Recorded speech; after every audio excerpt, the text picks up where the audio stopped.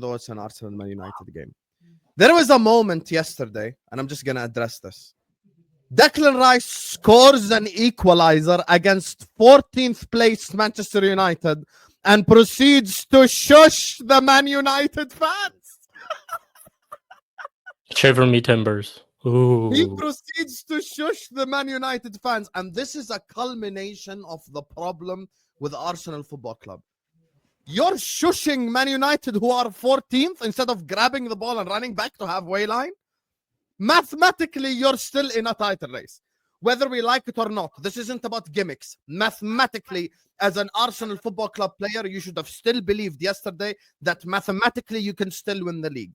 Instead of grabbing the ball and running back to halfway line and going like, let's go get the second, let's score the second, you start shushing the Man United fans. What are you shushing? The Man United fans know that they're crap. They know that they're shit. Sheikh started off today's video by saying, this season's done. This season's over. They already know that there is nothing to fight for other than Europa League, and even that's a slim chance. You're shushing a whole stadium who are 14th. There is nothing to shush. That's the equivalent of shushing Southampton. It's the equivalent of, with all due respect, shushing Ipswich or someone like that, shushing Wolves. What are you shushing? There is nothing to shush. That's number one. Number two, the copying mechanisms and the copium by the Arsenal fans this season has been absolutely electrifying. I have no problem with Arsenal Football Club. Arsenal is not my rival. I don't care. I hate Manchester United. I hate Everton. I hate Chelsea because I grew up on Benitez Mourinho. And to a smaller degree because of Manchester City and the title races, I have a hatred towards Manchester City. I have no hatred towards Arsenal Football Club whatsoever. As a matter of fact, you guys remember 2 seasons ago when I was actually pulling for Arsenal to beat Manchester City to the league. What I have a problem with is now Arsenal fans coping mechanisms by disrespecting Liverpool Football Club and calling this the PGMOL League. You're telling Liverpool Football Club that this is the PGMOL League when we have had to see a Rodri handball away at Goodison stop us from winning a league title. When I had 9 points robbed off of me by VAR last season, when I had 15 injuries, no one came to me and said, Hussam, the reason why you didn't win the league is VAR and injuries. No one said those words. You know what people said? Klopp is a fraud. He's mentally tired. How can you win a league title with Nunez and Diaz? These are shit players. At the start of the season, I'm going to call everyone out. People predicted Liverpool to come 5th. People were saying Liverpool are going to finish below Spurs. Some people predicted Liverpool to finish below Man United.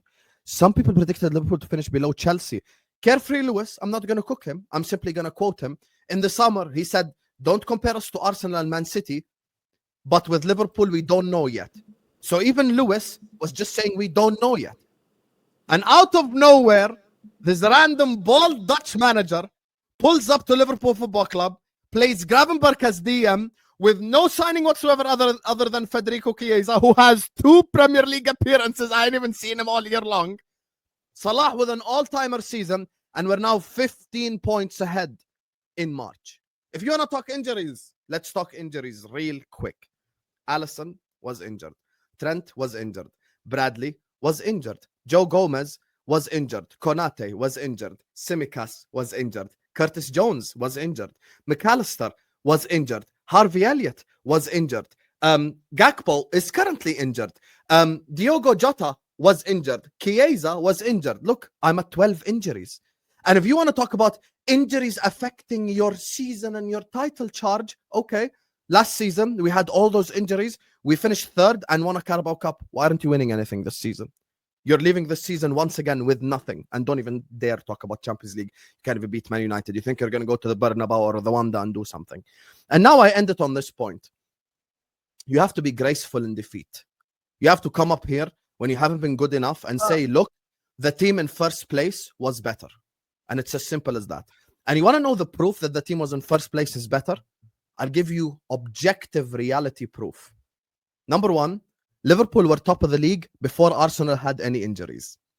Also, Liverpool were ahead of Arsenal before Saka was out. And Liverpool was ahead of Arsenal before Odegaard was out. And Arsenal dropped points in 4 games with all their team fit. They drew at home to Everton with Saka and Odegaard there. They drew at home to or away to Fulham with both of them fit. They drew away to Chelsea when Odegaard came in. Oh, shiver me timbers. The Chelsea players were shitting it. And they had one shot on target away at Newcastle where they lost 1-0 with their whole team fit. You had a chance in January because Saka was out to go sign a player. You had the chance. Ollie Watkins, who, insert Arsenal buzzword, is not a floor raiser. He's not a ceiling raiser. All these fucking buzzwords that the Arsenal fans love. He does not elevate and floor raise and ceiling raise. Just use words that all of us can understand. Stop trying to be a smartass. Just say win now player. All of us here understand the word win now player. If I said, Lewis, you need 2 more win now players, he'll get it. What the hell's a floor raiser? Sorry, I only know 16-year-old Brazilians, unfortunately. Exact. Typical bullshit. Typical bullshit. Ollie Watkins scored. He scored away at Brentford.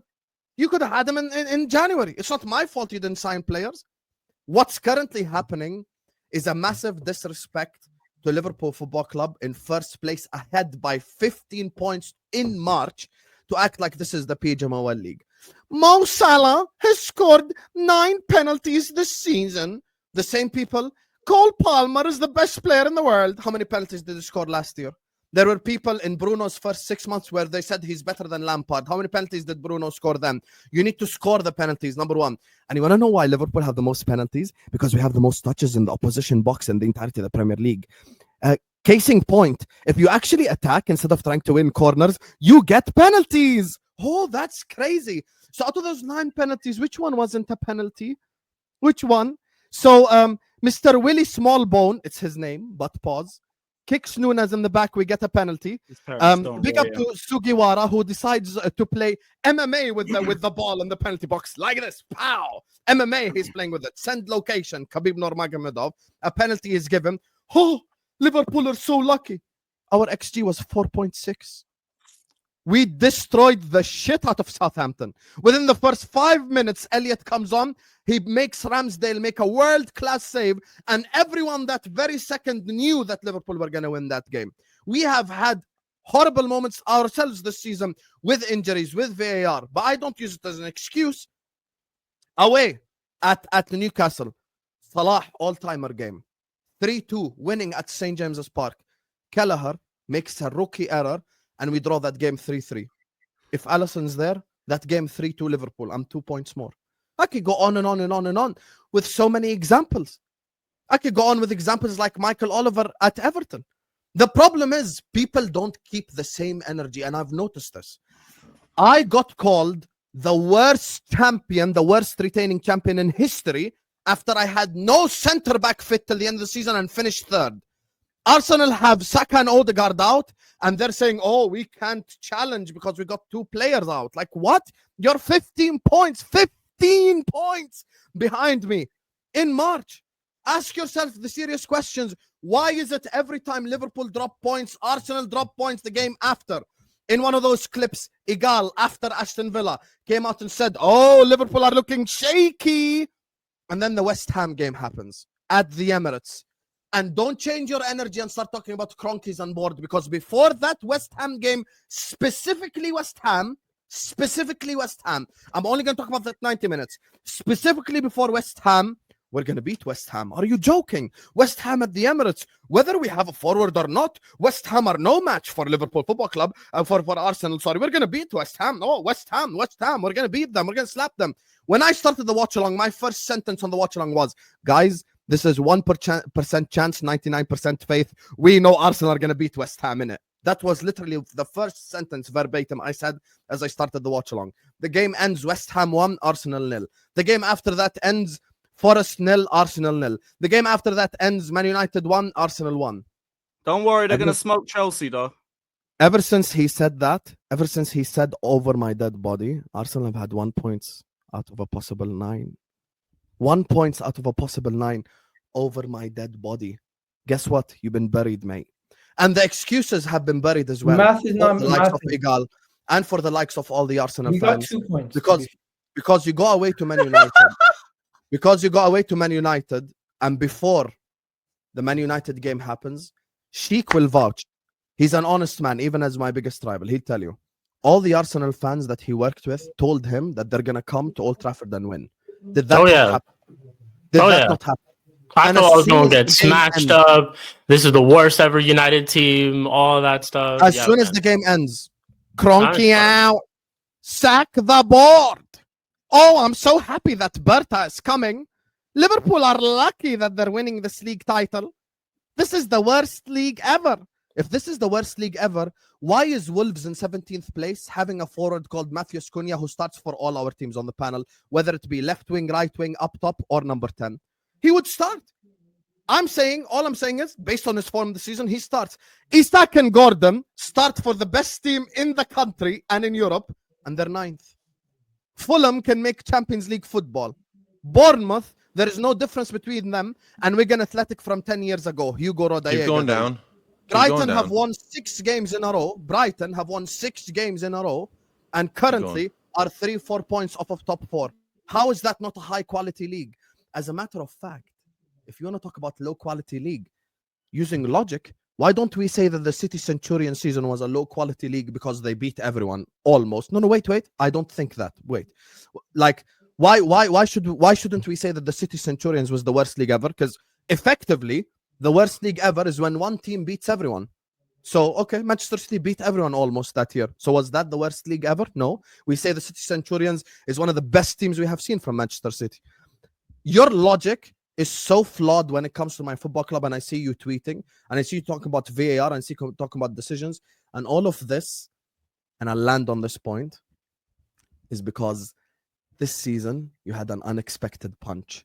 As you tweeted last year, you said, now that Klopp's gone, it's going to be the Mikel and Pep era.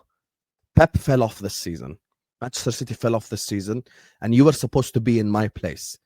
But instead, here come Liverpool Football Club out of fucking nowhere, top of the Premier League, 15 points ahead in March, about to win it. And now you don't know what to do. So instead of you actually holding your team to account, like Hussam did last season with his own club, even with 15 injuries and 9 points off of VAR, where I had to listen to a certain someone on the panel say, shout out Joel Matip every week, I held my team to account.